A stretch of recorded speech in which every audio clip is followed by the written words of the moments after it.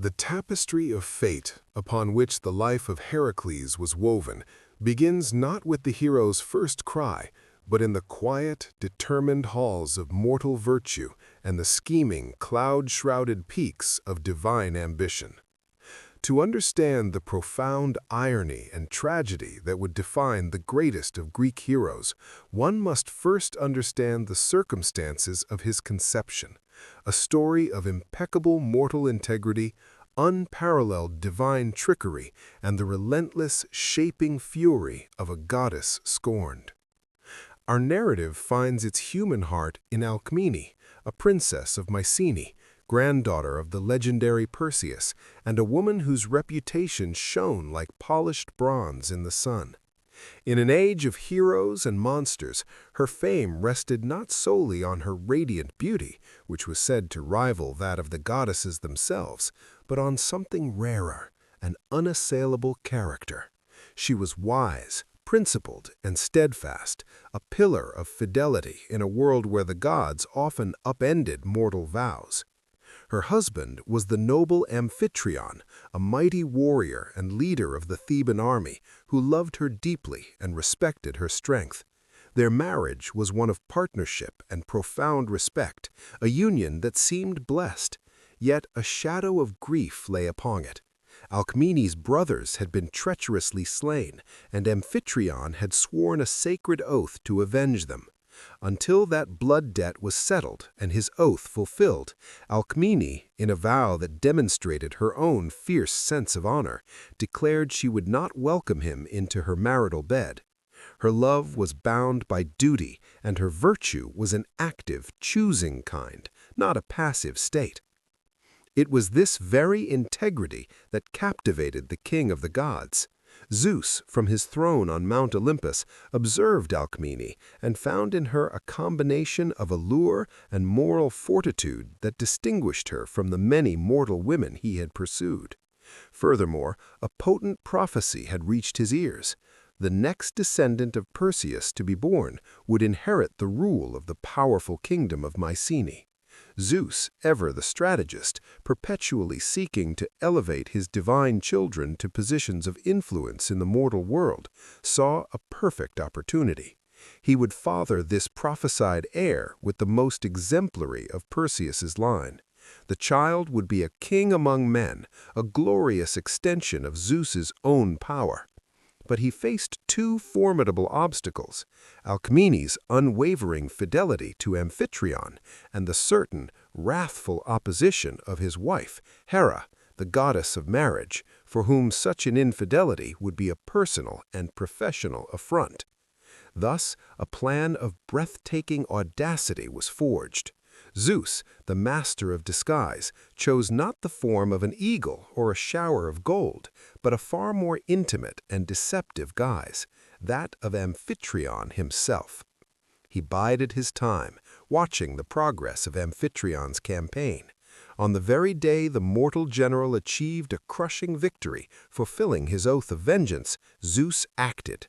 As Amphitryon's ships labored homeward across the waves, the god, wearing the face, form, and armor of the triumphant husband, descended to Thebes. He arrived at the palace gates as dusk fell, radiating the aura of a conqueror. To the overjoyed Alcmene, he presented a tale of divine favor. The gods themselves, impressed by his valor and just cause, had granted him miraculous winds to speed his return home to his beloved wife on this night of triumph. For Alcmene, every condition of her heart was met. Her husband was safe, his oath was complete, and his love had driven him swiftly to her side. With a heart full of joy and relief, she welcomed him, and the palace celebrated the dual victory, in war and in homecoming. But this was no ordinary night. To immortalize the union and ensure the conception of a child worthy of destiny, Zeus commanded the cosmos itself to pause. He ordered Helios, the sun god, to keep his chariot stabled, and Selene, the moon goddess, to linger in her path. For 3 days and 3 nights, dawn did not break. time itself stretched and held its breath, created a single, prolonged, divine interval outside the natural order, a secret pocket of eternity dedicated solely to the conceiving of a hero.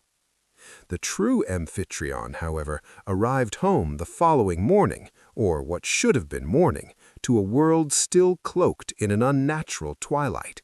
He was met with confusion. Alcmene greeted him with warmth, but a puzzling familiarity, speaking of their joyful reunion the previous night. Bewilderment turned to suspicion, and suspicion to a cold, sinking dread. Had his wife, the paragon of virtue, been unfaithful in his absence? The unraveling of the mystery is a tale in itself. Some versions say Tiresias, privy to the ways of the gods, explained the divine intrusion. Others tell of Amphitryon confronting Alcmene until the truth of her genuine belief that she had been with him became devastatingly clear. In some accounts, he even learned from his own crew of the impossible timeline, confirming a supernatural intervention. His initial rage, a husband's fury, was ultimately tempered by a staggering realization. To be impersonated by the king of the gods was the ultimate, if unsettling, compliment. His wife had not broken her vow. It had been circumvented by a power beyond mortal comprehension. With a heavy but understanding heart, Amphitryon reconciled with Alcmene, who now carried within her the fruit of that eternal night, twin boys. This is where the second act of the drama begins, for the eyes of Hera missed nothing. The extended night, the whispers of Zeus's latest obsession, the pregnancy of the virtuous Alcmene, it was all an intolerable insult. As the goddess who presided over the sanctity of marriage and the travails of childbirth, Hera possessed a very specific and terrible arsenal. She would use the very process of birth as her instrument of vengeance. When Alcmene's time came, Hera descended to Thebes, casting a pall over the birth chamber. She made Alcmene's labor a torment, a week-long agony where pain seemed to circle, but relief never advanced. But Hera was not merely cruel, she was cunning. She traveled to Olympus and, in a masterstroke of manipulation, engaged Zeus in a conversation about destiny and power. She cleverly led him to swear an unbreakable oath that the child of Perseus's bloodline born that day would become the High King of Mycenae. Zeus, flush with confidence about his unborn son's imminent arrival, swore freely. The moment the vow was sealed, Hera revealed her trap. She sped to Thebes and enacted the final, cruelest part of her plan. Taking her daughter, Eileithyia, the gentle goddess of childbirth, Hera positioned her outside Alcmene's sealed chamber. There, Eileithyia, compelled by her mother's will, sat with her arms, legs, and fingers tightly crossed, a powerful magical gesture that symbolically and literally locked the womb. Alcmene's screams continued, but progress was impossible. The prophecy and the oath now hung in a perilous balance, and Hera intended to steal both.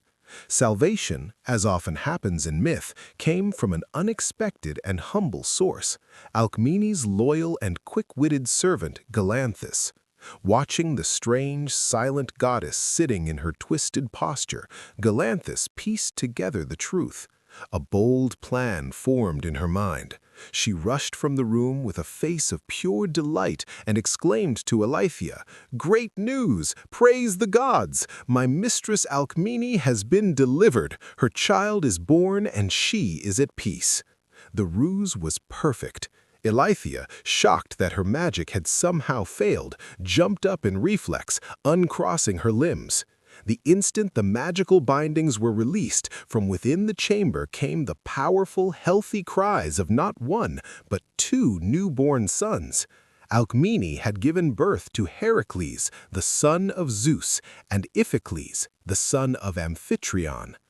Hera's fury now transferred to the clever maid. For her deception, Galanthus was transformed into a small, sharp-faced mammal. The weasel, an animal the Greeks believed gave birth through its mouth, an eternal punishment for her lying words. Yet her sacrifice had saved the heroes. But Hera, ever persistent, secured a final bitter victory.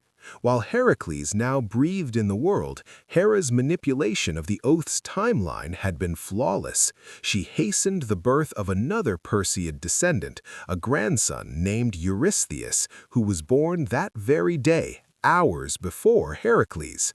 Thus, by Zeus's own bound word, it was the weak and cowardly Eurystheus who would grow to rule Mycenae, not the mighty son of Zeus. So, from his first breath, the pattern of Heracles' life was set. His name, given to appease Hera, meant the glory of Hera, a lifelong, ironic plea to his greatest tormentor.